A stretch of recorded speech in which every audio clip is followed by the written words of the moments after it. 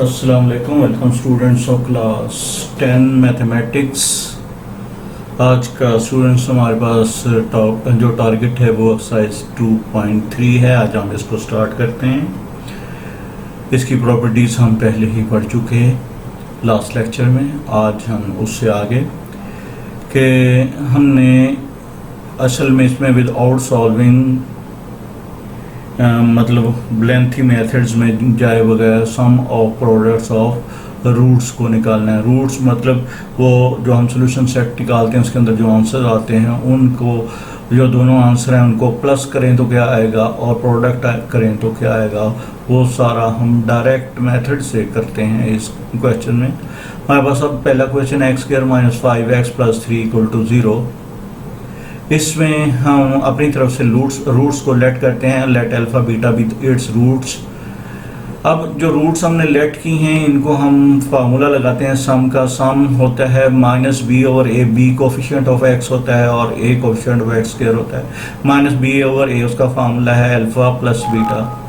अब हम इस सारी को हम पिक करते हैं अल्फा प्लस बीटा। अब हमारे पास क्योंकि 5 के साथ भी माइनस है, फार्मूले में भी माइनस है, तो दोनों माइनस को एक साथ लिखने के बाद अल्फा प्लस बीटा = 5 आ गया। माइनस माइनस से ख़त्म हो गया। और similarly alpha into beta product c/a formula होता है, मतलब constant over coefficient of x²। तो इसका भी 3/1 अल्फा बीटा = 3 आ गया। ठीक है, हमने जस्ट इनके प्रोडक्ट और सम निकालने हैं। इस तरह इसका दूसरा पार्ट है 3x² + 7x - 11 = 0। तो इसके अंदर भी वही same method alpha beta let करेंगे। Alpha plus beta = -b/a formula. b की वैल्यू -7/3 -7 इसलिए आया क्योंकि 7 यहाँ पर पॉजिटिव है, फार्मूले का b- सम ऑफ रूट्स। लिखें ना लिखें ऑब्वियस होता है, लिख दें तो बहुत अच्छी बात है। Alpha into beta c/a formula -11/3 = product. इन टाइप के क्वेश्चंस में हम एक लाइन में एक से ज़्यादा इक्वल यूज़ कर लेते हैं। मैथमेटिक्स के रूल इसकी इजाज़त देते हैं। ठीक है, अब हमारे पास इसका answer alpha plus beta -7/3 alpha into beta -11/3। ठीक है, अब क्वेश्चन नंबर 3 मतलब part number 3 of question number 1। px² - qx + r, ये इंपॉर्टेंट है, बोर्ड में आया हुआ है। Alpha beta its root sum alpha beta -b/a minus into -q/p q/p and product alpha beta c/a और c/a में c की वैल्यू r और p। ठीक है, इसका fourth part a + bx² -ax + b, ये भी बोर्ड में आया हुआ है। Alpha into beta b root sum alpha plus beta -b/a alpha plus beta minus फार्मूले का -a/a + b। अब यहाँ पर स्टूडेंट्स मिस्टेक करते हैं, ये इस बोर्ड में इसलिए आता है कि ये a को a से काट देते हैं। नीचे a + b है, नॉट ओनली a इंडिपेंडेंट नहीं है, b उसके साथ प्लस में है, इसलिए इस a को इससे नहीं काट सकते। ये जो ये पड़ा हुआ है यही इसका आंसर है। Similarly product alpha beta c/a b/a, यहाँ पर भी b को b से नहीं काट सकते क्योंकि a + b एक कंप्लीट फैक्टर है, b एक इंडिपेंडेंट फैक्टर है। अगर नीचे भी ऊपर भी एक जैसी चीज़ें होती, ऊपर भी a + b या नीचे भी a + b होता तब कटता, या ऊपर भी b और नीचे भी b होता तब कटता, तो इसलिए ये नहीं कर सकता। ये इसका आंसर है और एज इट इज़ लिखा रहेगा। अब इसका ये भी लॉन्ग में आया हुआ है, ये भी एक इम्पॉर्टेंट सा टॉपिक है, बहुत आसान सा है, इसमें कोई मुश्किल नहीं है। ये थोड़ा सा इसकी अल्ट्रेशन होकर l + m की ये बोर्ड में आ जाता है, लेकिन ये यहाँ पर सिंपल हमने इसका सिर्फ अल्फा प्लस बीटा का प्लस और प्रोडक्ट फाइंड करना है। Alpha beta its roots sum alpha plus beta -b/a minus bracket के बाहर लिखेंगे क्योंकि एक से ज़्यादा टर्म्स एक जगह पर इकट्ठी हो गई हैं, तो -m + n एक कंप्लीट टर्म है और बाहर प्लस है, तो हम ब्रैकेट के बाहर माइनस लेकर m + n और एल प्लस एम। यहाँ पर अगर माइनस अकेला एम के साथ लिख देंगे तो minus M plus N student लिखते हैं। यही मिस्टेक होती है जिसकी वजह से ये बोर्ड में आता है। स्टूडेंट यही मिस्टेक करते हैं कि ये ब्रैकेट को नहीं लिखते और माइनस एम प्लस एन लिख देते हैं, या अगर ब्रैकेट नहीं लिखनी तो माइनस एम माइनस एन लिखेंगे, देन सही होगा। ठीक है, और सिमिलरली ये हमारे पास C by A N minus L L plus M, यहाँ पर भी एल एल से नहीं कट सकता, यहाँ पर भी एम, ये आपस में कोई भी नहीं कट सकता।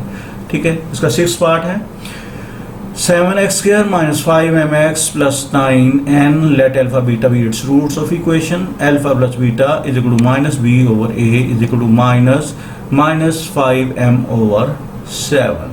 ठीक है, alpha plus beta is equal to 5m over 7. Product c by a alpha beta 9n over 7.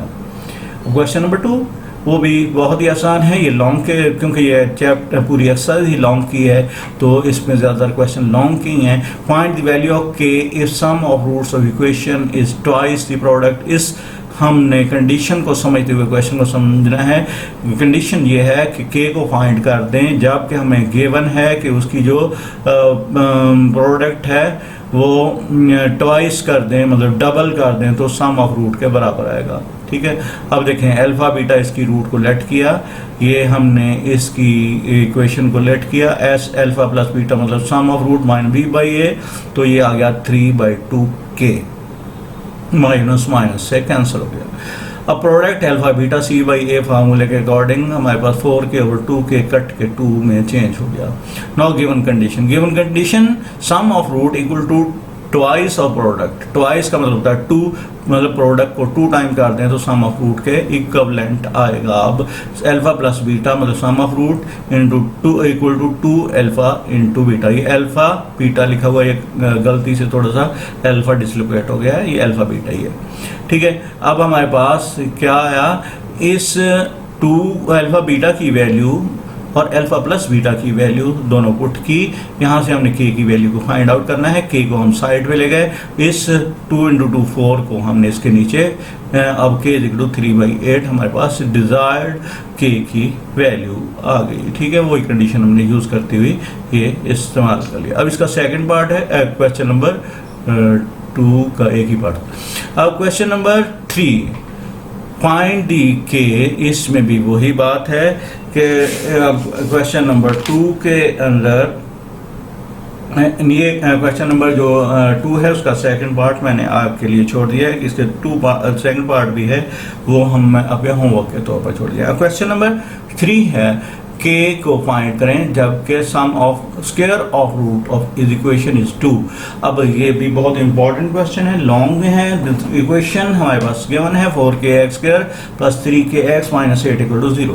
Late alpha beta be the roots of the equation, sum of roots हमने निकाले, minus B over B A formula लिखना लाजमी होता है, minus 3k over 4k, के से cancel होकर minus 3/4 alpha plus beta की वैल्यू एग्जिस्ट कर गई। P stand for product of roots, alpha beta is equal to C by A formula, alpha beta equal to minus 8 over 4k, ये cut के minus 2/k में change हो गया। ठीक है, k की वैल्यू एग्जिस्ट करेगी, 8 4 से कैंसिल हो जाएगा, कट जाएगा मतलब। Now according to given condition alpha square plus beta square मतलब sum of square equal to 2, sum of squares of root हमने लेट किए थे अल्फा बीटा, उनके स्क्वायर्स इक्वल टू 2। हमारे पास direct alpha square plus beta square की value कोई नहीं होती, तो हमने इसको एडजस्ट करना है। को adding and subtracting to alpha beta, ये इसलिए ताकि हम वैल्यू की चेंज के बगैर ही अपना मकसद हल कर लें। मतलब alpha plus beta whole square का फार्मूला कंप्लीट करने के लिए हमें 2 अल्फा बीटा अपनी तरफ से ऐड करना पड़ा, और इसको बैलेंस करने के लिए पूरे उसके रिजल्टेंट में -2 अल्फा बीटा माइनस भी करना पड़ा। ठीक है, अब alpha plus beta whole square में चेंज कर दिया, -2 alpha beta is equal to 2। अब अल्फा प्लस बीटा और 2 अल्फा इंटू बीटा की वैल्यूज को हमने यहाँ पर पुट किया, तो 3/4 whole square minus 2/k is equal to 2। अब 9 और 16 plus 4 over k is equal to 2। यहाँ पर से हमने एलसीएम को सॉल्व किया, ये 16 के एलसीएम 9 के पास 64 इज इक्वल टू 2। अब ये 16 के दूसरी तरफ जाकर क्रॉस मल्टीप्लाई हो गया, अब 64 इधर रह गया और 9 के उधर जाकर हमने माइनस कर दिया, तो के 64 ओवर 23 ये कटता नहीं है क्योंकि नीचे वाला 23 A1 है, तो अब ऊपर वाला ऑड है, तो ये सेम इसी तरह। ये बहुत इंपॉर्टेंट लॉन्ग क्वेश्चन है, इसको अच्छी तरह समझ लें। हमारे पास इसका सेकंड पार्ट है, ये भी एक इम्पॉर्टेंट शॉर्ट और लॉन्ग क्वेश्चन है। Sum of the square of the root of the equation is 6।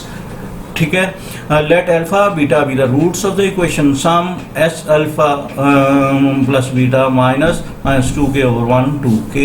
Similarly p is equal to alpha beta 2k plus 1 over 1 2k plus 1 according to the given condition alpha square plus beta square is equal to 6। Same वही condition जो इसके first part में थी, इसमें सिर्फ सम of square of root 6 है, उसमें 2 था, बाकी सारा प्रोसेस वैसे का वैसा ही है। Alpha square plus beta square 2 alpha beta minus 2 alpha beta is equal to 6। ये हमने स्क्वायर को कंप्लीट किया, alpha plus beta whole square में चेंज कर दिया, इतने हिस्से को alpha square plus beta square 2 alpha beta alpha plus beta का होल स्क्वायर में चेंज हो गया, और ये सेम ऐसे ही। अब इनकी वैल्यू को पुट किया, 2k whole square 2 into 2k plus 1 is equal to 6। अब इसको हमने 4k square minus 4k minus 2 minus 6 इसको अरेंज किया और ये कॉमन लिया, तो हमारे पास k square minus 2k minus k ये आ गया k square minus k minus 2 equal to 0। और यहाँ से अब अगेन हमने इसको फैक्टराइज कर दिया। ये ऊपर वाली टर्म फैक्टराइज नहीं है, वो फैक्टर नहीं बने हुए, वो हमने मल्टीप्लिकेशन के बाद रीएडजस्टमेंट करके उसको इस शेप में चेंज किया, ये क्वाड्रेटिक फार्मूला बन गया। अब ये इस क्वाड्रेटिक फॉर्म को हमने दोबारा फैक्टराइज किया, तो हमारे पास k की वैल्यू एग्जिस्ट कर गई, ये हमने फैक्टराइज किया और k की दो वैल्यूज एग्जिस्ट करेंगी, k की 2 और k की -1। इन दोनों वैल्यूज को जब हम ऊपर वाली इक्वेशन में लगाएंगे तो वो इक्वेशन सेटिस्फाई हो जाती है। अब क्वेश्चन नंबर 4 का first part, find p if the roots of the equation differ by unity।